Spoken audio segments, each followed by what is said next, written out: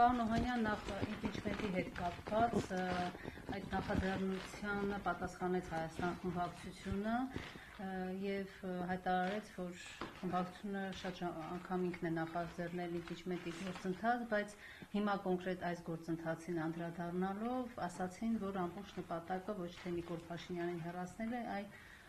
ընդդիմադիր ամենամեծ խմբակցությանը թիրախավորելը, ինչու այս փուլում ինչու է որոշ շրջանակներ փորձում թիրախավորել Հայաստան խմբակցությանը։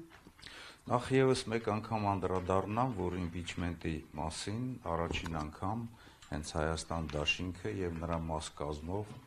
քաղաքական ուժերն են արտահայտել եւ մեր գործունեության հիմնական նպատակներից մեկը հենց Նիկոլ Փաշինյանի իր իշխանությունից հեռացումն է եւ կարծում եմ, որ այստեղ կասկած անգամ չպետք է լինի, որովհետեւ իրավական, քաղաքական հիմքեր նրա հեռացման համար կա, բայց միևնույն ժամանակ էլ մենք հասկանում ենք, որ իմպիչմենտը հենց այնպես գործընթաց առանց հիմքերի չպետք է լինի, որովհետեւ դրա հիմքերը նախ եւ առաջ լուրջ հաշվարկների վրա են ձևավորված եւ երկրորդը պետք է լինի ընդվզող մեր դրսի գործընթացների, մեր ժողովրդի աջակցությունը, որպեսզի իմպիչմենտը կայանա, որպեսզի կարողանան ազդեցություն գործել նաև այն քաղաքական ուժի պատգամավորների վրա, որոնք որ պետք է վերջնականապես հաջողացնեն այդ իմպիչմենտը։ Նախաձեռնողների հեղինակները դա չգիտեն դրա մասին։ Նախաձեռնողների հեղինակները գիտեն, նախաձեռնողների հեղինակները գիտեն, որ նաև որ մեզ պետք է 36 ձայն այդ գործընթացը սկսելու եւ նաև 54 պատգամավորների աջակցություն, ընդ որում նաև քաղաքացիական պայմանագիր կուսակցություններից, որպեսզի այն հաջողությամբ ավարտվի։ Այս նախաձեռնության հեղինակները որևէ մի քաղաքական ուժ չեն ներկայացնում եւ նաեւ պատասխանատվություն չեն կրում եւ այս տարիների ընթացքում նաեւ փողոցային պայքարը մեր ժողովրդի հետ աշխատանքի արդյունքում լուրջ ուժի գեներացումը ցույց է տվել, որ նրանք իրականում նաեւ դրսում լայն գործընթաց, լայն ընդվզող մեր ժողովրդի աջակցություն չեն կարող առանձին ապահովել եւ նաեւ այս տարիների ընթացքում աշխատանքը ցույց է տալիս, որ նույնիսկ եթե ընդվզող աջակցություն լինի, դերևս մենք չենք իմանում, որ հաջողություն կունենանք, թե չէ։ Այս առումով միայն թիրախավորելը Հայաստան խմբակցության պատգամավորներին մեր համար անընդունելի է, մենք ասում ենք, որ մեր հետ շանտաժի լեզվով չի կարելի խոսել եւ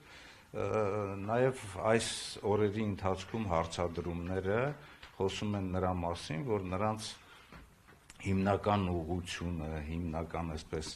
թիրախավորումը Հայաստան խմբակցության վրա է իրականացում, դա մեր համար անընդունելի է, այսինքն հենց այնպես հասկանալու համար պետք է հասկանալ հետեւյալը, որ առաջիկա գործընթացներ են սպասվում, նախընտրական ժամանակահատված է եւ նաեւ ապագա այս մեկ տարուց հետո նաեւ հերթական ընտրությունների են գնալու, ժամանակից շուտ թիրախավորելն է մեր դաշինքը, մեր խմբակցությունը, մեր խմբակցության ղեկավարության, այնպես որ մենք իշխանությանը այլ ընդդիմության եւ ում կողմից այդ քաղաքական այդ անձերի կողմից, որոնք որ նախաձեռնել են։ Սերժ Սարգսյանի կողմից թիրախավորում։ Ես չեմ կարող ասել Սերժ Սարգսյանի կողմից է, թե ում կողմից է, համենայն դեպս այդ անձերը, անհատները, որոնք որ նախաձեռնել են, դրանք քաղաքական ուժ չեն ներկայացնում, բայց կարող է ընդհատակյա ներկայացնեն այլ ուժերի, ընդ որում նաև ընդդիմադիր, ասպես հարթակից։ Պարոն օրինակ Էդգար Ղազարյանն ասում է անդուր ջրամարում ձեր այդ կարծիքը, որ Հայաստան խմբակցությունից նշում են, որ առաջին իրենք են խոսել իմպիչմենտի մասին, հետևաբար դեմ չեն, ասում են, թե դեմ չեք, օրինակ քայլեր ձեռնարկեն, դուք անհատակ։ Ես ասացի, հիմա եթե մենք նորից խոսենք, նույնը պետք է կրկնենք, ես գտնում եմ, որ հենց իրենք անլուրջ են, որովհետև իրենք հասկանում են, որ impeachment իրականացնելու, այսինքն վարչապետ Նիկոլ Փաշինյանին անվստահություն ներկայացնելու գործընթացը հիմքեր պետք է ունենա։ Այդ հիմքերը այսօր առկա չեն, այդ հիմքերը եթե առկա չեն, դա նշանակում է նախորդ գնալ ձախողման եւ կարծում եմ այդ քայլերը հենց այն քայլերն են, որ հենց իրեն Նիկոլ Փաշինյանին են պետք։ Իսկ իրենց անհանգստացնում է, որ դիմության դաշտում Հիմքերը առկա չեն, ես նկատի ունեմ հաշվարկների արդյունքում impeachment նախաձեռնելու համար համապատասխան ձայներ, 36 ձայն, գիտեք, որ Հայաստան խմբակցությունը 28 պատգամավորներ են եւ այդ 28 պատգամավորները արտահայտել են իրենց կարծիքը, եթե այդ մնացած 8 պատգամավորները իրենք կարողանան նրանց համաձայնություն ներկայացնել, մենք մեր համաձայնությունը ներկայացնում ենք impeachment իրականացնելու։ Եվ երկրորդը համաժողովրդական լայն ընդվզում եւ լայն աջակցություն է պետք։ Հիմա նույն այդ մարդիկ կարող են ասել, որ դուք սկսեք այդ գործընթացը եւ այդ գործընթացը կարող է հիմք հանդիսանալ նաեւ հետագա այսպես ուժերի գեներացման նաեւ փողոցում։ Այս տարիների ընթացքում փողոցային գործողություններ իրականացնելու ամբողջ ընթացքը ցույց է տվել, որ դեռևս այդ ուժերի գեներացումը չկա։ Հիմա մենք տեսեք, ասում ենք, որ հիմքերը առկա չեն։ Այդ հիմքերը եթե առկա չեն, հենց այնպես իմիտացիա անել, որ այդ գործընթացը սկսել ենք, հենց այնպես նախորդ իմանալ, որ ձախողելու ենք, որովհետև նաև շուրջ 20 պատգամավորների, այլ պատգամավորների աջակցությունը պետք։ Դա է այն բացատրություն։ Իշխանությունը չունի վստահություն։ Եթե որոշակի այդպես քայլեր անեք, չեք կարծում, որ այդ եւ գեներացիան կլինի, եւ մնացած պատգամավորները կմիավորվեն։ Փորձը ցույց է տվել, որ այդ գեներացիան չկա, բայց միևնույն ժամանակ էլ այս իշխանությունները իհարկե չունեն անվստահություն, բայց իրենք անելու են ամեն ինչ, նաեւ իրենց պատգամավորներով եւ իրենց պատգամավորները գտնում են մեկ անձի ճնշման ներքո, ակնհայտ է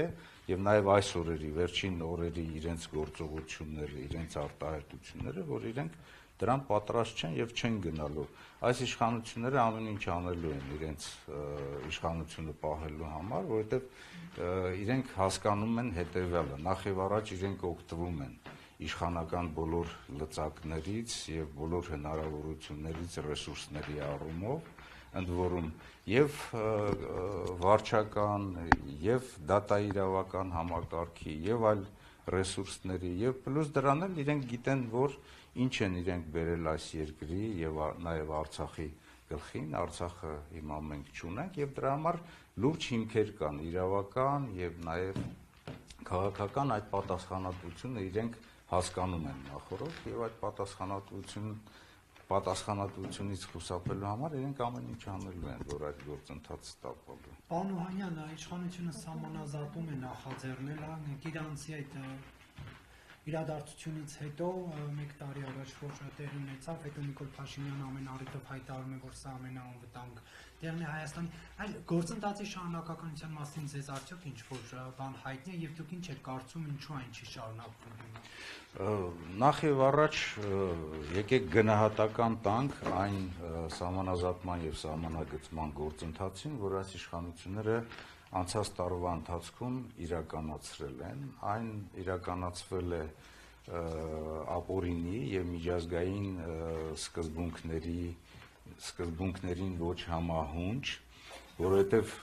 այն ոչ թե սահմանազատում եւ սահմանագծում է, այլ հակառակորդի կողմից պարտադրված հատվածում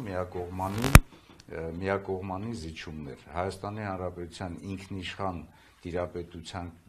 տակ գտնվող տարածքից հանձնվել են տարածքներ եւ փոխարենը ոչ մի բան չեն ստացել։ Նույն Կիրանցի հատվածում, այսինքն Տաուշի մարզում մենք ունենք նաեւ հողատարածքներ, օրինակ Բերքաբեր գյուղից, որ ոչ մի մետր չեն հանձնվել։ Չի պաշտպանվել նաեւ այն բոլոր սկզբունքները, որոնք որ ներառված են ԵՀԿ քարտուղարության համապատասխան գրության մեջ, որ իրենք ներկայացրել են 2017 թվականի դեկտեմբերին, այնպիսի սկզբունքներ, օրինակ, որ ապագա սահմանը չի կարող լինել, ասենք, լարվածության նորից առիթ, ուժի չկիրառման, տեղում ապրող մեր ժողովուրդների բոլոր իրավունքների պահպանման, բայց ամենակարևոր սկզբունքներից մեկը, որ հետագայում ես արտահայտել եմ նաև իմ ելույթներից մեկի ժամանակ, որ այդ ԵԱՀԿ փաստաթուղթը կազմվել է Խորհրդային Միության պետությունների համար, որովհետև Խորհրդային Միության ժամանակ սահմանները այնպես է գծված եղել, այնպիսի կոնֆիգուրացիաներով, որ երկու հարևան պետությունները կախվածության մեջ լինեն կենտրոնից, եւ դրա համար է գրվել այդ փաստաթուղթը, այնտեղ օրինակ չի կիրառվել, որ սահմանը պետք է անպայման, որպեսզի լարվածության, բախումների, հետագայում սադրանքների առիթ չդառնա, նաև աշխարհագրական եւ բնական արգելքներով։ Այդ հատվածում օրինակ աշխարհագրական եւ բնական արգելք է հանդիսանում, օրինակ Բաղանիս գյուղից մինչեւ Բերքաբեր գյուղը ընթացող գետը, որը կարող է լուրջ սահման հանդիսանալ։ Հիմա տեսեք, եթե հակառակորդը ուզում է խաղաղության գնա եւ պարտադրում է սահմանազատում եւ սահմանագծում, ինչպես կարող է լինել, որ Կիրանցի օրինակ բլուրներից մեկի լանջով անցնում է այդ սահմանը եւ մեր հատվածից ներառում է միայն կամուրջը։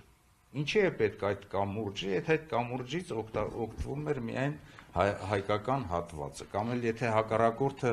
գնում է խաղաղության, պատրաստ է իր հարևան երկրի հետ խաղաղության գնա, ինչպես կարող է նա թույլ տալ, օրինակ, որ Կիրանցի դպրոցից ուղղակի մի քանի մետր հեռավորության վրա Կիրանցի աշակերտները ամեն օր մտավախությամբ մտնեն դպրոց եւ մտավախությամբ այդ դպրոցից դուրս գան, երբ որ սահմանում տեսնելու են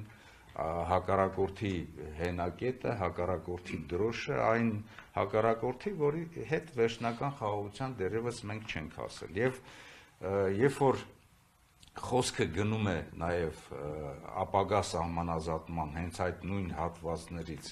որտեղ որ սահմանազատումը այսպես ապօրինի իրականացվել է, հենց Տաուշի մարզում, սա խոսում է եւս մեկ անգամ նրա մասին, որ հակառակորդն է պարտադրում։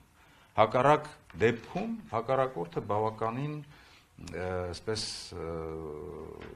տարածքների ներխուժում է իրականացրել այս տարիների ընթացքում Հայաստանի Հանրապետության տարածք։ Իրենք շարունակում են ինչ-որ իրենց պայմանները թելադրել։ Իհարկե շարունակում են պայմանները թելադրել։ Հակառակ դեպքում ես նորից եմ ասում, եթե հայկական կողմը զիջել է, այսպես ասած, ճակերտներով ասած, սահմանազատում, սահմանագծում է իրականացվել, ինչու որևիցե մեկ այլ հատվածում Ադրբեջանը որևիցե մի զիջում չի իրականացնել, թեկուզ նույն այդ հատվածում, Կիրանցի Բերքաբերի հատվածում, որտեղ որ 800 հեկտարից ավել մենք տարածքներ ունենք, եթե իրենք փողզիջման գնային, իրենք էլ նույն այդ տարածքում կզիջեին, այսինքն սա միակողմանի զիջում է, իսկ միակողմանի զիջումը դա, ասենք, երկու հարևան պետությունների, այսինքն երկու հակառակորդ պետությունները, որոնք որ ձգտում են դառնալ հարևան պետություններ եւ խաղաղ համակեցությամբ ապրել, ապա փողզիջման տարբերակով դա պետք է իրականացվի։ Հիմա ըստ ձեզ կա գործընթաց սահմանազատման հետ կապված, թե ոչ։ Նախ եւ առաջ երկու երկրների սահմանազատման, սահմանագծման եւ անվտանգության ապահովման հանձնաժողովների այն կանոնակարգը, որը որ ձևավորվել է, մենք դրան դեմ էինք եւ մենք այնտեղ լուրջ բացեր տեսանք, որ չկա որևիցե մի քարտեզ եւ նաեւ հատվածական սահմանազատում, սահմանագծում իրականացումը դա թույլ է տալու հակառակորդին այնտեղ, որտեղ որ ինքը հիմա ուժի տեսանկյունից է խոսում հայկական կողմի հետ, որտեղ որ ինքը ցանկանում է այնտեղ էլ հենց անցկացնի սահմանազատում եւ սահմանագծում։ Հիմա խոսակցությունները գնում են դրա մասին, բայց դեռևս նաեւ կա խոսք, որ հանձնաժողովները հանդիպում են, բայց դեռևս լուրջ քայլեր մենք չենք տեսնում, բայց միայն խոսքը, երբ որ գնում է նրա մասին, որ Տաուշի մարզում են ցանկանում իրականացնել, շարունակել սահմանազատումը, սա միակողմանի զիջում է Հայաստանի կողմից։